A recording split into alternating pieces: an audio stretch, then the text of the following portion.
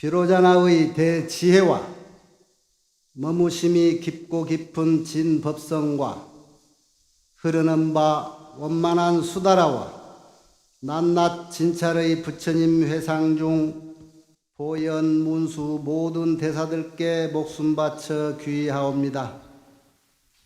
저가 지금 한터럭의 지혜로 가없는 법계의 공을 헤아리고자 합니다. 바라옵건대 동체의 자비를 받들어서 말과 글귀마다 부처님의 뜻에 부합되게 하시고 법안이 항상 잘못 없게 하시며 온 중생계에 보현처럼 행하게 하시고 수승한 선을 되돌려서 많은 중생들을 적시어 보리의 상락과를 빨리 얻게 하소서.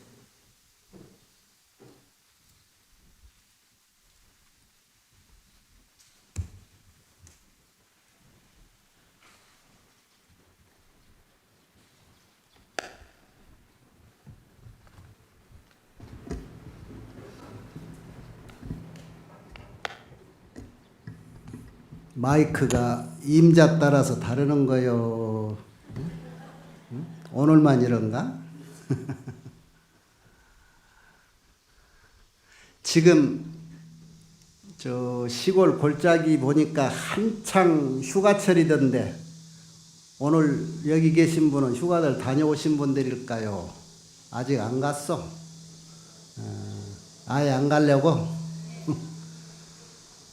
안 가는 것도 괜찮겠습니다. 아이고 거기 잠깐 오고 가고 하는데 고생 빼고 거기 가가지고 시달리는 거 빼면 그거 휴가인지 무엇인지.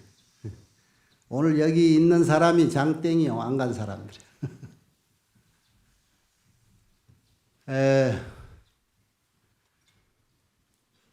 내가 오늘 운전하고 올라오면서 이런 생각이 또 듭디다.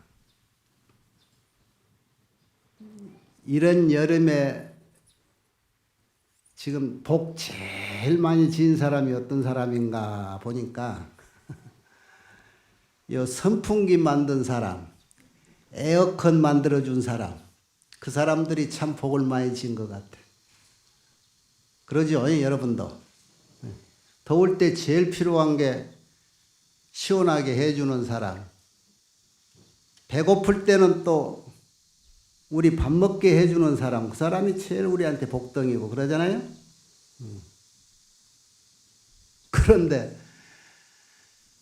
우리는 그 사람들한테 뭘 해주고 있나? 나는 지난달에 우리가 이 세상 태어나서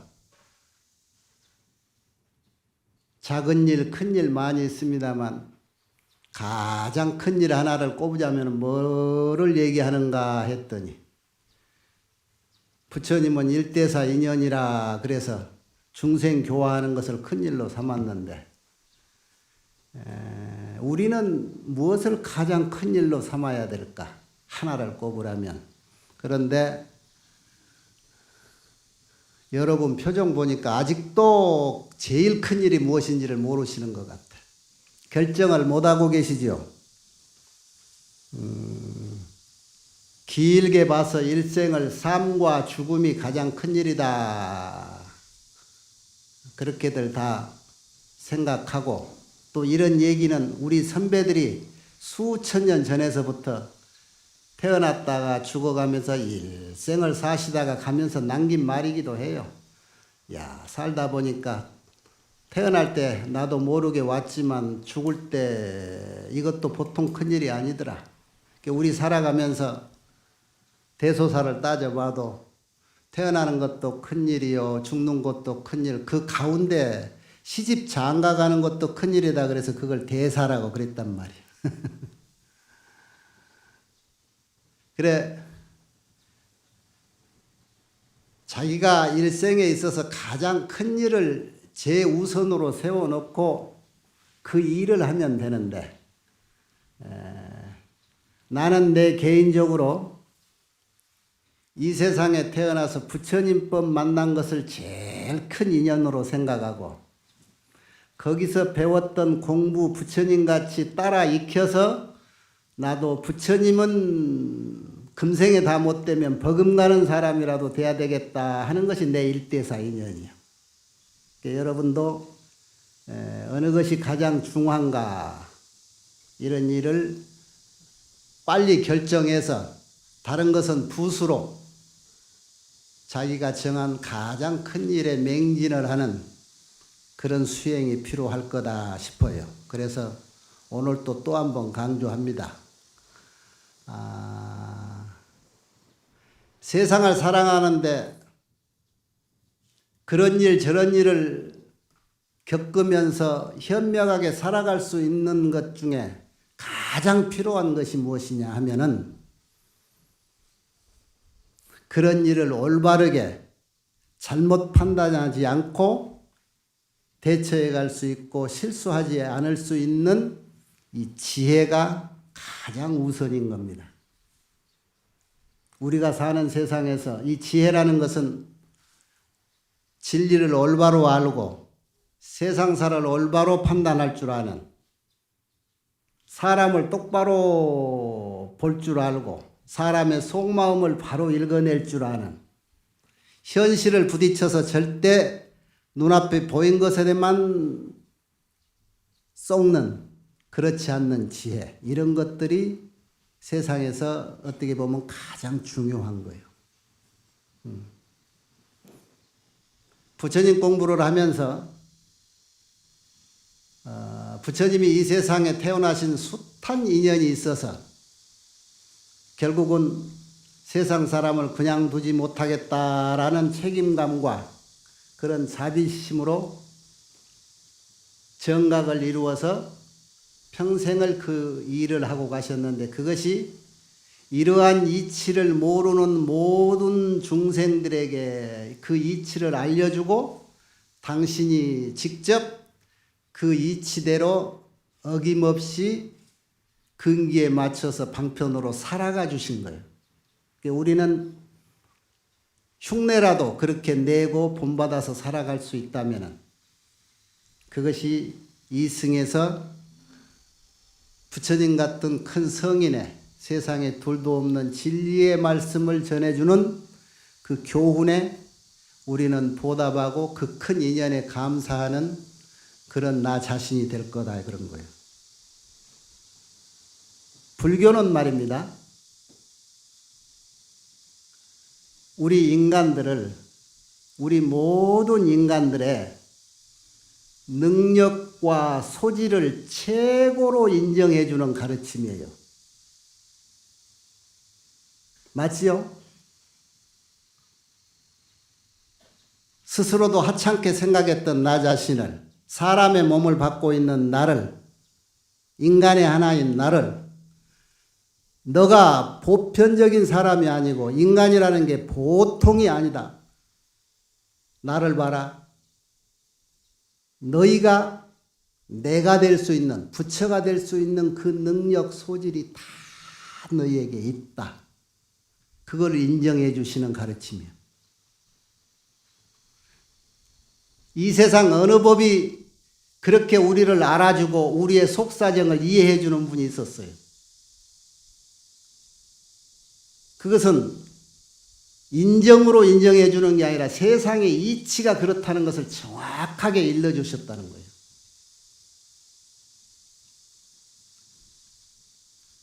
내 삶을 하루아침에 한 생각으로 완전히 뒤바꿔서 그 잘게 살아왔던 내 인생을 세상을 가슴에 품을 수 있을 만큼의 어마어마한 가슴으로 나 자신을 키워주신 분이라 이거예요.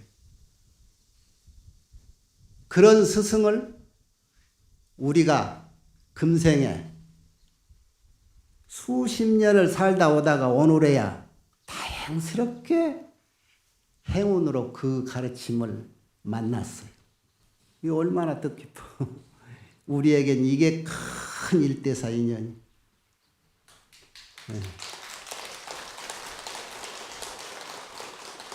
그 인연을 소홀히 말해야 돼요.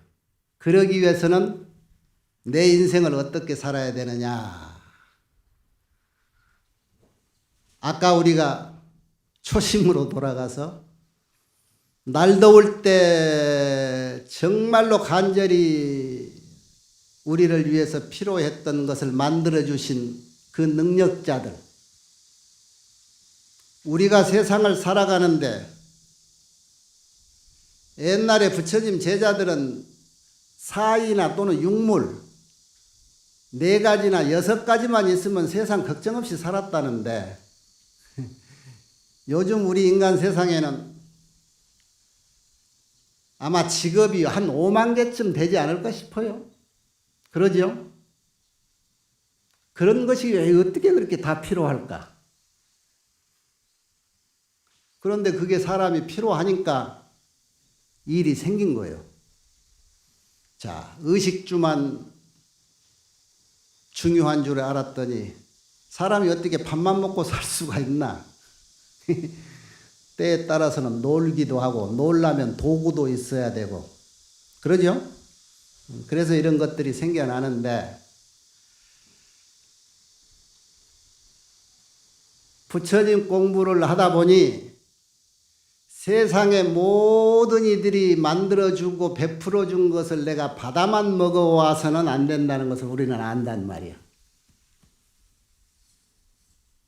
5만 종, 6만 종 인간 세상에서 필요한 그 한 분야의 일에 있어서라도 적어도 그 한 분야에만큼은 나도 전문가가 되어서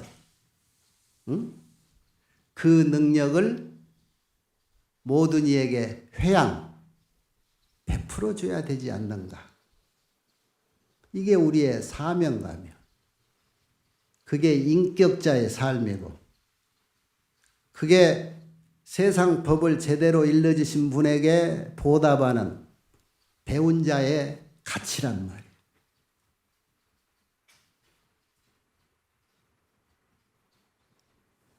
요즘 가장 한심한 사람은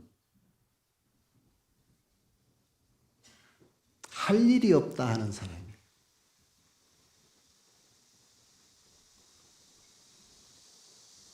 날 더운데 뭐해? 집에 있어. 왜? 할 일 없어서 빈둥빈둥 그냥 에어컨 켜놓고 있는 거야. 요즘 그런 사람 태반이지요. 무슨 복으로 그렇게 일 안 하고 뒹굴뒹굴 놀면서도 밥 세 끼를 먹을 수 있을까? 지금 세상에서는요, 자기가 할 수 없고 자기가 지어놓지 못한 복 때문에 무엇인가 해놓지 못하고 이루지 못하는 일들이 너무나 많아. 반대로 그 분야의 일손을 가진 사람들을 필요로 하는 데가 너무나 많다는 거지. 부처님이 깨닫고 보시니까 이 세상이라고 하는 것은요, 이 세상이라고 하는 것은 여러 가지 진리 중에 이런 게 있죠. 혼자 살 수 없는 것, 혼자 다 할 수 없는 것, 이것이 세상이더라. 이런 것도 그 이치 하나란 말이에요. 서로가 서로를 보태주고 도와주고 밀어주고 땡겨주는 것이 세상의 이치더라. 세상을 아시고 보니까 그분같이 세상을 정확하게 알기 전이라도 우리가 이 세상을 어려서부터 보고 듣고 부딪혀서 경험하고 50년, 60년 자식 낳고 애들 출가시켜보고 사업에서 사람들하고 만나서 여러 가지 비즈니스도 해보고 거기서 깨달아진 모든 것들 한번 생각해 봐요. 내 혼자 살 수 있는 일이었어. 이 세상에 무엇인가 아까 얘기대로 나도 한 가지 일은 해야 되지 않겠느냐는 그런 사명이 안 생기느냐 이거예요.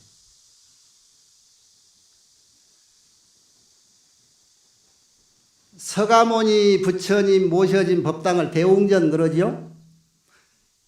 대웅전에 서가모니 부처님, 아까도 여러분 조석으로 하루 삼시세 때 시야본사 서가모니를 우리의 근본 본래 스승님은 오직 서가모니 부처님이다. 그래서 부처님을 큰 스승으로 그 어른의 가르침대로 우리가 이라고 사는 거예요. 부처님, 서가모니 부처님 좌우에 어떤 분이 보필하고 계셔요? 여러 보살님들이 있는데 문수보살님, 보현보살이 계시죠? 예. 왜 우리가 사는 세상에 제일 큰 어른은 서가모니 부처님인데 부처님이 좌우에 문수보살과 보현보살을 이렇게 보필받고 세상을 살아갈까? 왼쪽에 문수 계시고 오른쪽에 보현보살 계시지요? 예. 문수보살과 보현보살은 어떤 분이냐 하면은 두 분도 지혜가 부처님 이상 가는 분이고 능력이 부처님 이상 가는 부처님과 같은 분인데 우리 사바세계에서는 주인공이 서가모니 부처님이요. 그런데 문수보살이 필요하고 보현보살이 필요해. 문수는 지혜를 많이 상징하지요. 예. 보현보살은 뭐를 상징하지요? 보현보살도 역시 지혜요. 그런데 문수 지혜하고 보현보살의 지혜는 차이가 조금 있어요. 문수보살의 지혜는 이 화택 같은 사바세계를 벗어나는 지혜라. 어떻게 하면은 이 육도의 윤회를 하지 않고 이 세상에서 윤회해 가는 것을 피해가면서 공덕으로서 그 은혜를 갚아가면서 모든 업장을 소멸하고 이 삼계 화택을 벗어날 수 있을까 하는 지혜가 문수지혜입니다. 보현보살의 지혜는 뭐냐?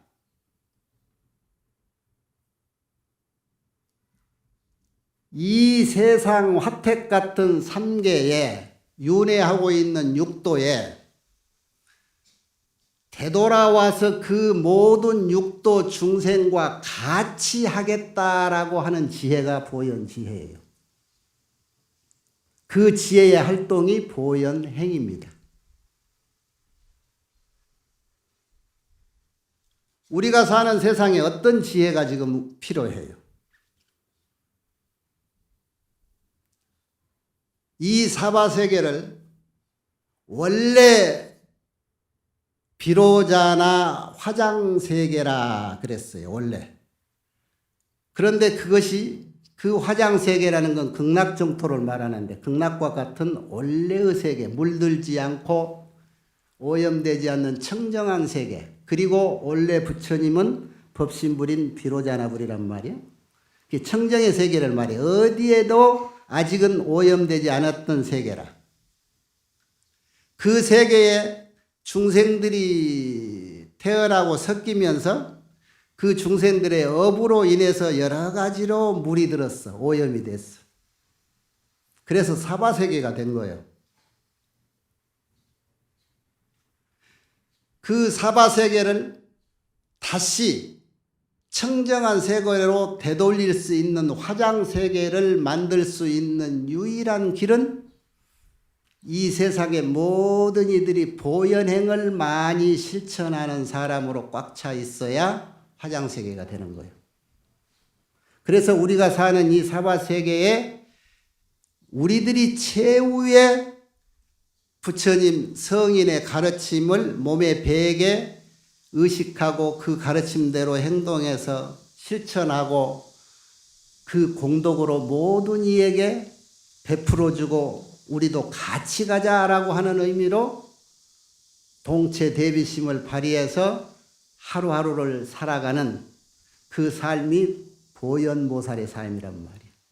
그 삶만이 이 세상을, 이 사바세계를 화장세계로, 살기 좋은 정토의 세계로 만들 수 있는 길입니다.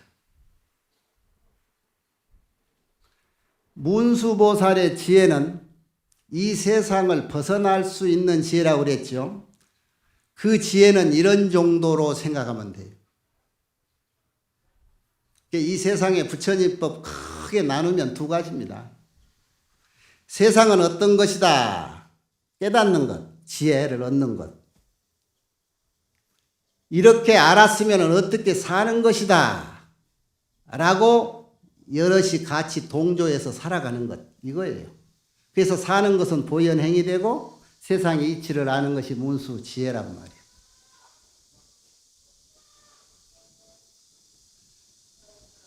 세상을 벗어날 수 있다라고 하는 지혜는 세상의 이치를 알고 보니까 이 세상이 진솔한 세상이 아니더라. 어떤 세계라겠어요? 무상한 세계더라. 꿈과 같은 세계더라. 그림자 같은 세계더라. 저 메아리 같은 세계더라. 그랬지요? 모든 경전에 세상을 바로 볼 줄 아는 어른의 세계로 진입하는 데는 이 얘기를 항상 합니다.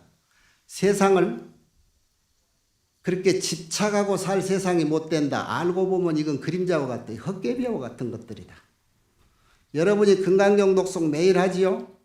금강경 계속 해놓고 내가 말한 법문이 진리가 아니고 이름이 진리다. 제일 끝에 뭐라고 그랬어? 일체 유의법은 여몽환포연이요 여러 여견이다. 그게 6가지로 얘기하는데 몸과 같고 꿈과 같고 환상과 같고 그 다음에 물거품과 같고 그림자와 같고 아침 이슬과 같고 여겨전 저 번갯불과 같다 그랬잖아요. 그게 실체가 있는 거예요, 없는 거예요? 이게 이렇게 세상을 아는 것이 지혜라. 자, 이런 지혜를 갖추고 나서는 어떻게 사라질까? 헛것인 줄 아니까 거기에 집착을 안 할 거 아니야. 그죠? 집착을 안 하고 할 일 제대로 해라 하는 얘기예요. 늘 얘기합니다마는 세상이 정말 진짜의 모습이 아니라면 진짜의 모습은 어떤 것일까? 비유를 들었을 때 거울 속의 그림자와 같은 이 세상이라고 한다면 거울 속에 있는 것은 가짜라지만 거울 속에 그림자 나타나도록 비춰주고 있는 참세계는 어떤 거냐 이거예요. 여기에 이런 말이 참 깊은 의미들이 나옵니다. 청량국사는 보현행원품 서문에 이렇게 했습니다. 대야 진계여 크도다 참세계여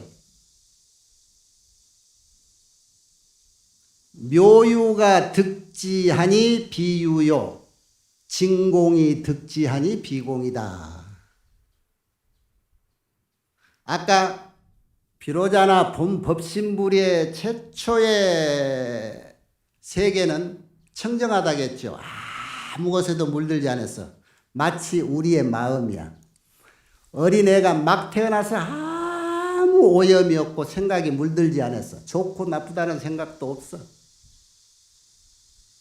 그게 본래의 우리 모습이, 우리 마음의 모습들이란 말이야.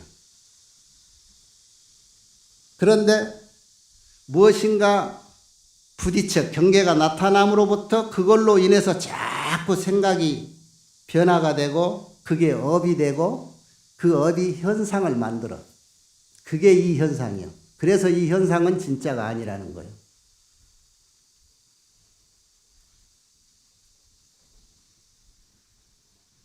묘유라고 하는 것은 있는 건데 지금 있는 거요. 그런데 이것은 진짜가 아니니까 가짜로 있는 거다. 어른 눈을 만들기 위해서 부처님이 이렇게 얘기했죠. 세상은 있는 건 분명한데 왜 없다고 하느냐. 진짜의 모습을 알지 못하고 쏟기 때문에 그이들을 위해서 세상은 진짜가 없다라고 한 거예요. 그런데 진짜가 아니라고 해서 그것을 다 도려내버리니까 그 자리는 진짜도 가짜도 없더라. 그래서 진짜도 원래 없는 것이 세상의 온전한 법이다. 그래서 그런 이론이 나오는 거예요. 그러면 진짜는 왜 진짜란 말이 생겼느냐? 가짜라는 말을 상대하기 위해서 진짜라는 말이 생겼다 그랬어. 그렇다면 보세요.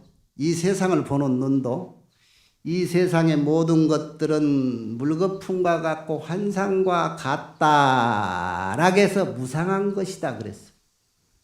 열반경에 재행무상하니 이것이 생멸법이라 이것이 사바세계 법이야.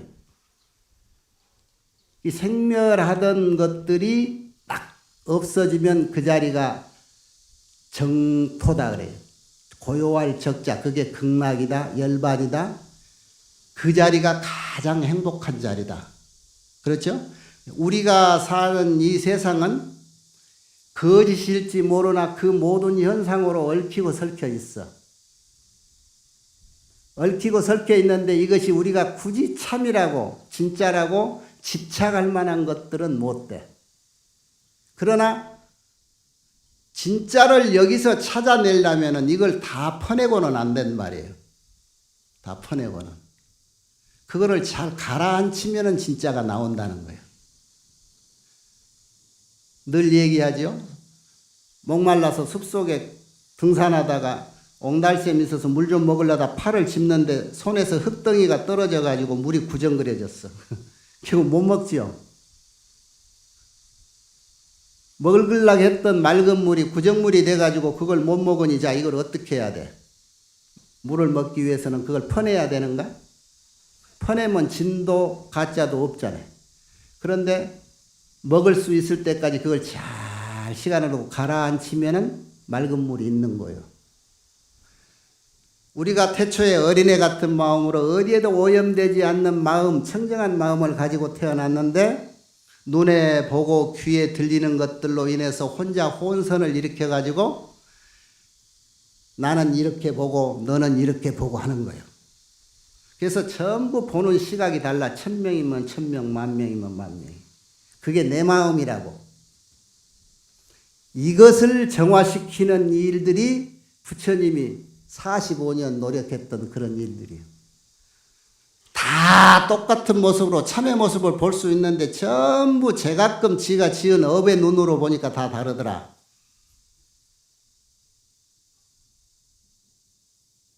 그래서 세상이 가짜인데 거기에 집착하지 말아라 해서 그것을 가짜라고 해놓은 이 세상이 어떤 큰 스님은 이렇게 꾸짖어 놨어요. 도가, 이 세상의 진리가 우주에 꽉 찼는데 이 근기가 천박한 인사가 자기한테 온 감흥만으로, 느낌만으로 묘유의 세계를 무상이라고 하는구나 그랬어. 이해가 돼요? 말 안 하는 것은 둘 중에 하나인데 이해가 된다는 것 아니면 뭔 소린가 하는 건데 조계사 일요일 날 다른 데 놀러 안 가고 법문 들으러 온 사람의 수준이면 다 알아듣겠지. 에? 믿어도 되지요?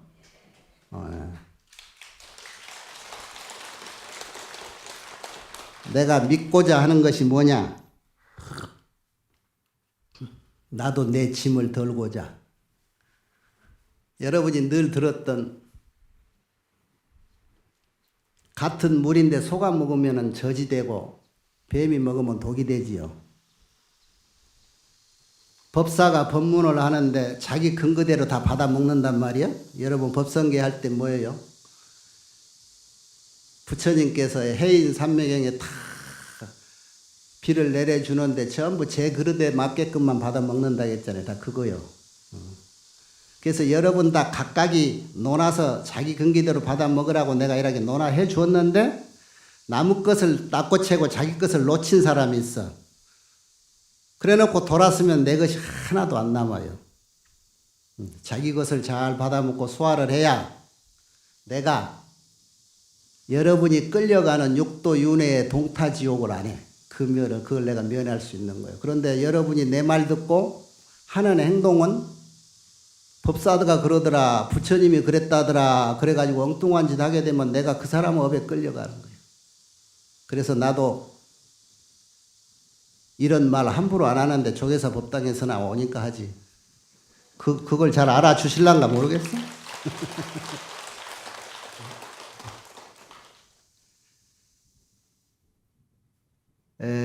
진공이라고 하는 거하고 묘유라고 하는 말은 이제 공부하는 분들을 위해서 내가 한 번씩 얘기해 드리는 거고, 몇몇 사람은 또 거기에 kop이 들어가면 공부하기가 힘이 들어. 진공이라는 건 세상 모든 것들이 원점으로 되돌리는 상태예요. 참 공이다 그래. 비었다. 그 자리는 모두가 평등하다. 너도 나도 평등하고 사람과 짐승도 평등하다는 거예요. 그런데 우리는 사람끼리만 하자고요. 우선 우리의 앞이 다급하니까. 사람들 모든 능력과 권리도 똑같이 평등하게 갖고 태어났어. 그게 공이. 근데 거기에서 보는 눈이 전부 달라. 부처님이 오죽 설법하시다가 답답하니까 이런 얘기를 하셨더라고. 이 세계의 어리석은 놈들 내가 여럿이 말할 거 없다. 크게 둘이더라. 어리석은 놈 딱 두 종류더래. 일체법이 세상이 있다라고 고집하는 놈, 유라는. 하나는 뭐예요? 없다라고 고집한 놈들. 그 두 놈들이더라. 그러니까 여러분들이 이쪽은 지금 유, 이쪽은 무예요. 둘 다 어리석다고 부처님 그러잖아요. 그러면 진리는 뭘까? 있는 것도 아니요, 없는 것도 아니다. 그렇게 비유. 이거는 유무가 아니라 해서 비유, 비무요. 그렇다면 이 세상은 왜 있느냐? 이게 묘하게 있는 거다. 그게 묘유요. 묘유. 이 묘유를 볼 수 있는 눈은 진공, 세상이 원래 공했더라, 평등하더라 하는 이치를 아는 사람의 눈으로 봐야 보이는 거예요. 그 묘유는. 아시겠어요? 그 정도 됐지요? 묘유. 그래서 그 자리를 우리가 그렇게 이것이 무엇인가 저것이 무엇인가 하는 그 우리 경전을 보고 법문을 들으면은 용어 해설은 안 하고 법사님들이 그냥 시간 바쁘니까 그냥 지나가는데 그 중에 우리가 애매하게 확실히 잡아내지 못하는 중도라는 뜻이고 그 원래 중도의 원래 자리가 적정묘하는 그 자리가 진여라는 자리고 그래. 그 진여를 리꼬로 공이라고 그러는 거예요. 그 진여라고 하는 원래 참 그 자리에 움직이지 않고 가만히 있는 그 자리가 우리 마음의 본래 자리다 그래. 그래서 따지고 보면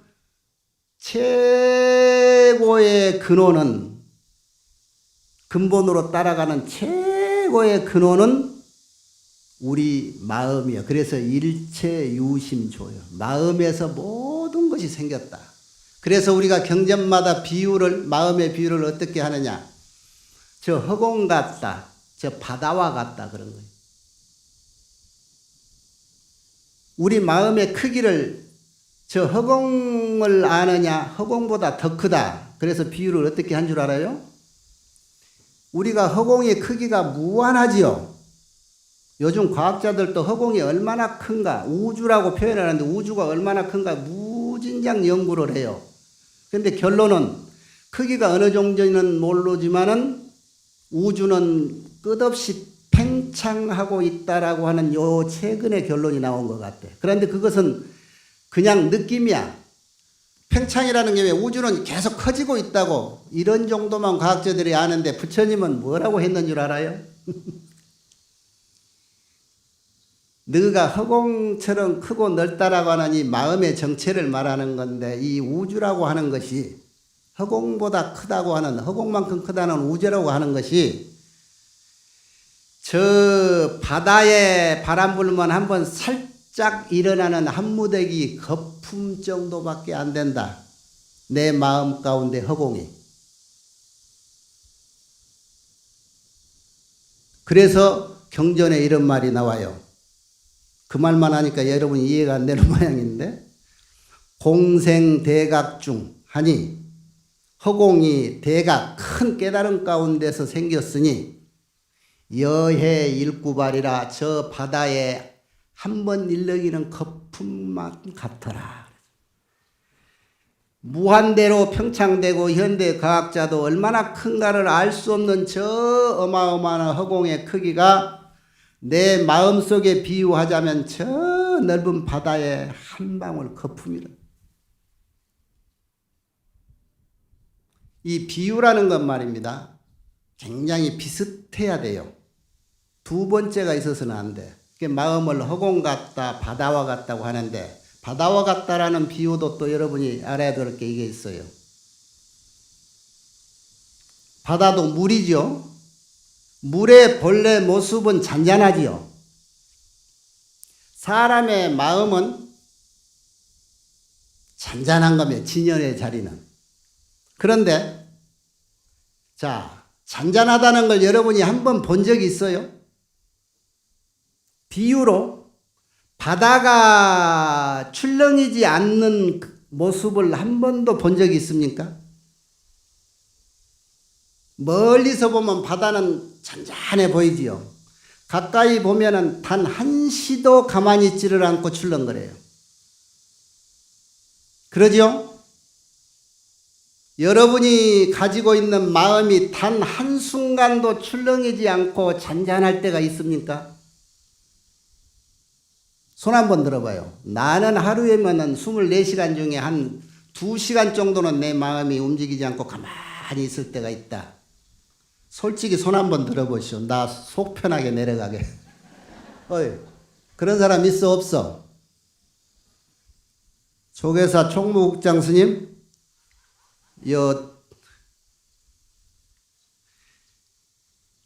참선하고 명상하고 조사 스님들이 여러 번 꿇고 귀한 여름에 수련대회하고 이정신 저정신 다른 데 팔지 말고 108배 해라 3000배 하자라고 하는 게 뭔 줄 알아요?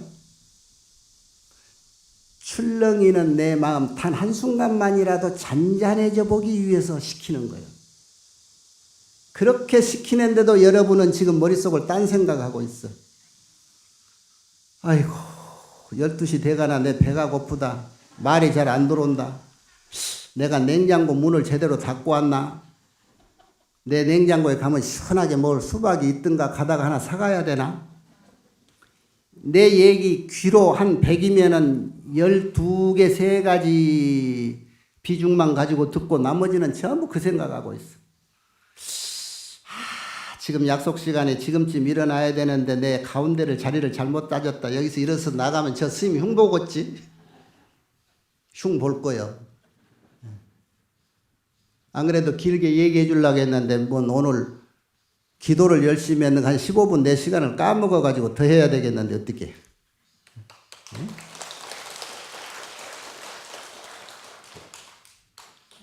그래서 여러분 법성계 늘 할 때 그 참 이치들이 항상 거기 있어요. 진성심심 극미묘. 이 마음의 참 모습은 굉장히 지극히 미묘해. 크기로 말할 것 같으면 아까 말했듯 이 허공이 바다의 물거품 하나라 할 정도로 크고, 작기로 말할 것 같으면 얼마나 작을까? 송곳을 거꾸로 세워도 들어갈 자리가 없어. 적기로는 무간이요 크기로는 무외라. 이 마음이. 그래서 내 마음은 크고 적은 건 내 쓰기 나름이에요. 내 쓰기. 세상에 괴롭고 힘들고 막 짜증나고 하는 게 뭐냐면 내 마음에 안 들어서 그러거든. 그런데 내 마음을 상대가 생기게 작게 울타리를 쳐놓으니까 짜증이 나는 거예요. 왜? 내 마음이 이 정도다 그러니까 이 정도 밖에는 남의 마음인 거야. 그러니까 부딪혀. 내 마음을 조금 더 크게 가져버려. 다툼이 없으려면 이 세상에 서로가 다툼이 있는 것은 뭐냐 그러면은 상대 때문에 그래. 상대. 아까 참이라고 하는 것도 원래 없는 건데 거짓이라는 것 때문에 참이 생긴 거예요. 상대가 있으려고. 가만히 있을 때는 안 생겼어. 가만히 있을 때는. 그런데 마음이 아까도 얘기했듯이 파도와 같이 바다와 같이 단 한순간도 가만히 있지를 못하는 성질이 마음의 성질이에요. 성질은 본성이거든. 우리가 그걸 알아야 돼. 내 마음인 것 같이 내가 주인인 것 같아도 이거 자칫 간수 잘못하면 단 한순간도 내 맘대로 따라주지 않는 게 내 맘이에요. 단속을 안 하면 안 돼. 단속을 안 하면. 내 것이라고? 어디 70년 80년 산 사람이 내 맘이 내 것이다라고 하는 내 맘 한 번 만져본 적 있어? 그거 한 번 내 맘대로 따라준 적 있어? 여러분이 부처님 공부하면서 제일 중요한 공부를 가장 노력을 해야 되는데 제일 중요한 거를 미뤄놔요. 죽을 때 되면은 나 좀 어떻게 해주시오. 그때서 생각해. 하찮은 것을 자꾸 하면서 싸움을 해. 내가 소문 들으니까 조계사 법당에서도 매일 싸움한다던데. 뭔 소리인지 알아듣나 봐? 알아들어요? 내가 말 안 해도 알겠지? 이제 다 고쳐졌어? 안 고쳐져? 그거 참 희한하네. 그것도 내 맘대로 못해? 어디가 명당이지 여기가 조계사가? 그래 다 명당인데 왜 자기 자리는 여기라고 하고 고집피워? 작년에부터 예약해놨다가고? 나 사는 데는 안 그러더만 조계사는 희한한 곳이라. 응? 그게 뭐냐? 아까 마음이 태평양보다 넓은데 어떻게 쓰기 나름이에요. 작게 쓰면 상대가 많아져요. 그만큼. 그러면 부딪힐 일이 많고 다툴 일이 많아. 마음을 탁 이만큼 키웠는데 그래도 상대가 있으면 더 키워버려. 더 키워. 얼마만큼 키우라겠어요? 금강경에? 십류 중생을 내 가슴으로 안을 만큼 내 가슴을 키워버려라. 우리 가슴은 그만큼 키울 수 있는 역량이 있다. 그거를 믿어라. 그래야 최초에 나도 부처 되겠소 라고 하는 그 마음을 성취할 수 있다.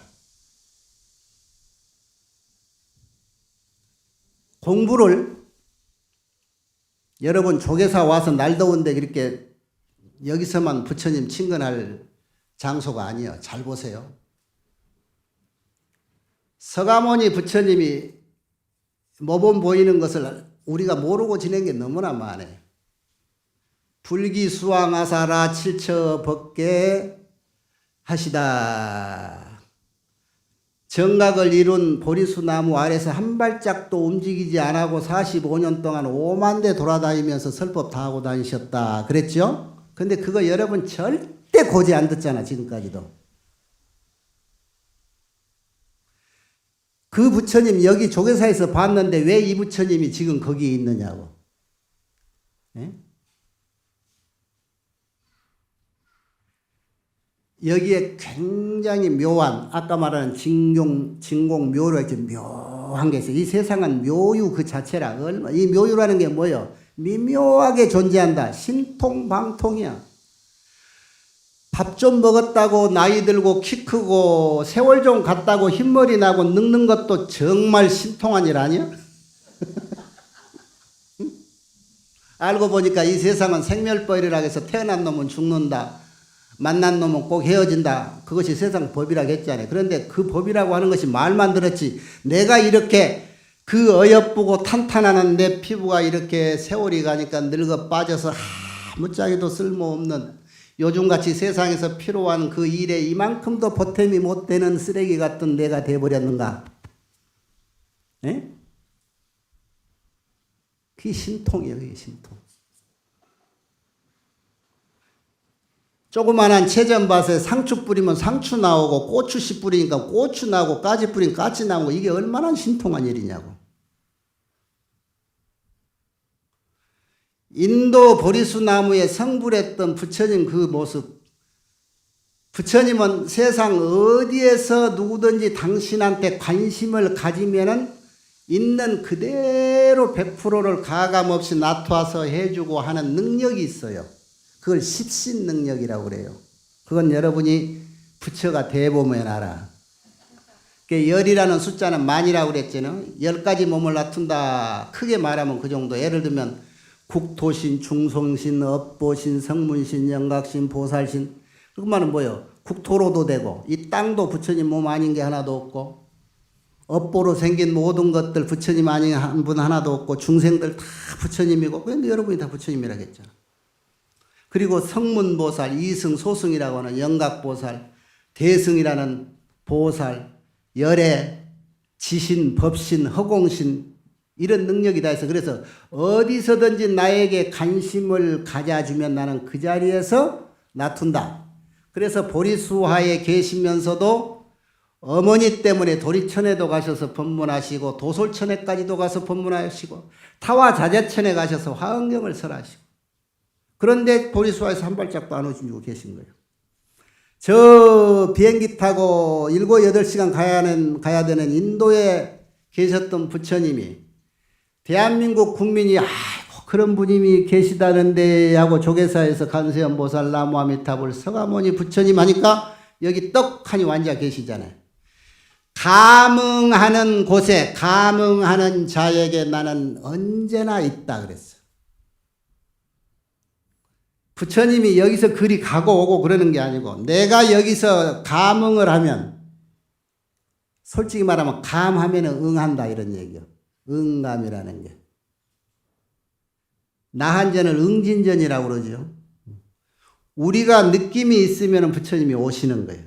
왜? 부처님은 어디든지 허공신과 같아. 이렇게 또 저 화엄경 서문에 이런 말이 있습니다. 부처라고 하는 그 일체의 진리는 허공과 혼합이 됐대. 허공과. 그래서 허공은 이 세계에 어디든지 미치지 않은 곳이 없잖아. 그렇듯이 열애는 부처님은 이 세상 어디든지 존재한다. 아까 십신능력, 그러한 능력이 부처님한테 있는 거다. 그런 거예요. 다시 이러한 부처님의 진리가 우리가 살 때 직접 나에게 필요한 것이 부처님의 진리가 이제는 내 몸에 스며들어야 되는 것이 자, 아까 얘기했지요. 내 마음이 편하려면 여러분 텔레비전 보면요. 그런 것도 나오고 그러잖아요. 아프리카 같은 데서 물 한 모금 제대로 못 먹어서 물 한 모금 먹으면 병균이 없이 맑은 물 한 잔 먹으면 그냥 피부가 달라지는데 나도 저 지구촌 공생회라고 아시아 7, 8년 전에 우리 은사 스님하고 그 우물 파기 시작해가지고 지금까지 내가 이사로 있다가 이제 내놨네 지난 봄에 그 사람들을 매년 가보니까 그 동네 우물 파준 동네 그물 묻고 사는 사람들 얼굴 빛이 달라요. 충이 없어져가지고 그런 필요한 자리에 또 우리가 사는 여러분 저 이산 해안선사 바로문 보면은 여러분이 스스로 가슴을 치고 느낄 거예요. 흉년드는 세상에는 쌀이 되어서 구제해주고 이 사사공양이라고 하는 게 뭐예요? 사사공양 단월지은이라는 게 의식주와 의사병이야 병. 요즘 의식주 배고픈데 쌀 갖다 주고 추운데 옷 갖다 주고 그런 거 많이 하지요? 내가 의사가 됐으면 중노릇 안 하고 설사 중원 입고라도 가서 그 사람들이 해서 주사 놔주고 시주에서 약 사다가 좀 논아주고 싶어? 지금 보현의 지혜를 깨닫고 이 세상을 화장세계로 만들려고 하는 우리가 우리 불자가 부처님법을 제대로 공부하고 있는 우리가 그 생각을 놓치지 말고 해야 돼. 아까 내가 한심한 사람들이 누구라고요? 그런 재주가 없어서 어디 가도 내 몸이 쓸데가 없는 나 자신이 항상 한심스러워. 여기 있는 사람 빼고 여러분은 할 일이 있는 거요. 본문 들어서 집에 가서 당신만 갔다 와 하는 영감님이나 할마시들한테 가서 또 오늘 했던 거 자꾸 일러줘야지. 그래서 손자들도 명절에 오면 또 일러주고 우리 모두가 작게든 크게든 내 역량껏 이 세상을 위해서 살아갈 수 있는 그런 마음을 가지고 사는 하루하루가 그게 보현보살이에요. 그런 사람들이 많이 살아야 되고 이 모두가 인류들이 그런 마음으로 사는 세상이 극락정토, 정토가 되는 거예요. 그게 부처님 세계예요. 그런데 우리는 그것을 일부러 줄여서 울타리가 자기는 이만 마음의 그릇이 이만함에도 지가 그거 안 하려고 이렇게 줄여. 옹색하게. 자기만 편하고 자기만 떵떵거리고. 옛날에 나 살 때는 성북동을 무슨 촌이라고 그랬는데 울타리 높게 쳐놓고 다른 사람하고 상대 안 하고 자기들만 산다고. 요즘은 안 그러겠죠? 성북동 사는 사람도? 그 삶이 아무런 그런 사람이 세상의 무상법이라는 걸 알아야 돼요. 그런 사람이. 그래서 그런 무상법을 깨달으면 이 세상은 정말로 묘한 세상. 이 세상에 있는 그대로 우리의 극락정토예요. 여러분 육도에 윤회하지요. 우리가 업에 따라서. 육도가 공간이 따로 있지 않아요. 사람 사는 공간 한 무대기, 아수라 사는 공간 한 무대기, 소, 돼지 사는 공간 한 무대기가 있는 게 아니죠. 이 공간에서 육도 중생이 같이 살아요.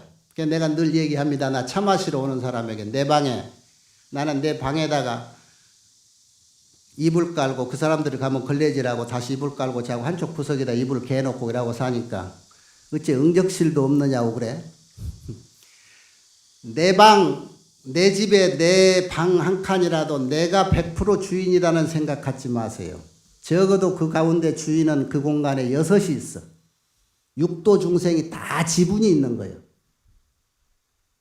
에? 그거 인정하세요. 잉? 앞으로. 이 공간 따로 아수라 거, 이 공간 따로 천상 거, 이 공간 내 거, 이게 아니라니까. 이 자리가 그대로 단 내 눈이 그 세계를 못 보고 있어. 왜? 내 업이 그 세계까지 봐버리면 나는 못 살아요. 여기에 죽은 우리 엄마, 아버지, 할아버지, 증조 할아버지, 할머니까지 막 와서 내 방에 같이 구석에서 놀고 애들 손자 노는 거 치다보고 하면 여러분 하루라도 살겠어? 죽은 자하고 가까이 할 거 없어. 부모 아니라 부모 할배라도. 가신 분은 그 세계 살고. 그러나 그 공간은 우리하고 같은 공간이라는 거예요. 그래서 내 공간을 청정히 해야 돼. 밖에 그냥 연지 찍고 분바르고 막 어디서 깨끗하게 해온 사람이라도 자세히 보면은 방 안에 냉장고 틈에 그냥 한 3, 4일 되는 빨랫감 숯에 넣어놓고 그러고 온 사람 없는가 몰라. 밖에 가서 그렇게 깨끗한 척 해도 소용없어요. 안에서 청정하게. 그이들한테 복이 오는 거예요. 그이들한테. 안안팍이 청정해야 돼. 안과 박이. 그 노력을 해야 돼. 그 노력을 하되 아까 여러분들 자굴심을 갖지 말라고 마지막 내가 이 말에 해주고 가야 되겠는데 책임이 있어서. 내가 의사도 못 되고 변호사도 못 되고 사업가도 못 되지만 나는 미래의 세상에서 필요한 일꾼들을 그래도 3명, 4명 나는 4남매 부모다. 그놈들 내가 세상에 기둥노릇하라고 키우는 그 역할 아무나 할 줄 아느냐? 나는 그걸 해내는 사람이다. 앞으로 걔네들의 건강을 위해서 지금까지도 했지만 앞으로도 그 뒷바라지를 나는 지금 할 것이고 하고 살 것이다. 그것이 내일이다. 응? 그 아들, 딸들이 가가지고 나 대신 아프리카도 가고 사업도 해서 돈도 많이 벌고 해서 그것을 세상 사람들에게 회양을 하면은 나도 거기에 일정의 지분이 있는 거 아닌가. 이런 자부심을 가지고 제 역할을 하고 살자는 거예요. 네? 그러면서 항상 내 힘으로 안 되니까 이럴 때는 부처님이 와서 좀 도와줬으면 좋겠다. 그럴 때 간절히 염원을 하라고. 그러면은 감흥이 와요. 절대로 이 날 더운데 놀러 안 가고 내가 세상에 일꾼을 만들기 위해서 기도하고, 응? 아까 축원요, 스님요 축원하신 거 보니까 우리가 조속으로 사시에도 우리 여럿이 힘을 모아서 대한민국이 가난하고 힘들고 그러지만은 세계에 평화가 오기를 바라고 모든 이들이 굶어 죽지 않기를 바라고 제발 힘 있는 깡패 나라들 쌈 좀 그만하고 우리 남북 통일도 좀 합시다 하고 노상 여러분들이 와서 기도 같이 하잖아요. 예? 그게 힘인 거예요. 그게 우리 할 일이에요.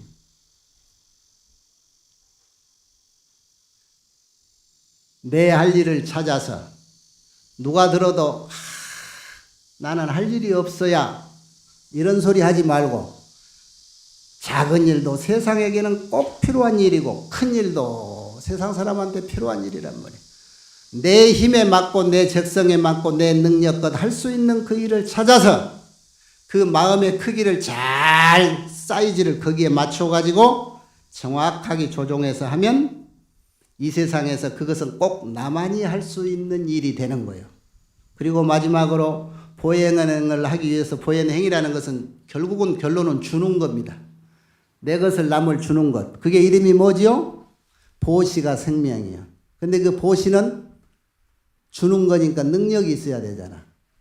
우리가 자식 키우는 능력은 엄마 따라갈 사람 없듯이 내 자식이 이 세상의 한 분야에 아까 5만 종, 6만 종 되는 인류의 직장 속에서 한 분야에 꼭지점을 이루는 가능하면 뛰어난 사람이 돼서 그 모든 능력을 다시 인류에게 되돌려주는 회양에 그리고 그 정신이 부처님이 세상을 알고 난 이 이치대로 살아가는 불자의 정신이라는 것을 주변에게 자식에게 일러주는 그런 지혜 있는 우리 모두가 됩시다. 여기서 마치겠습니다.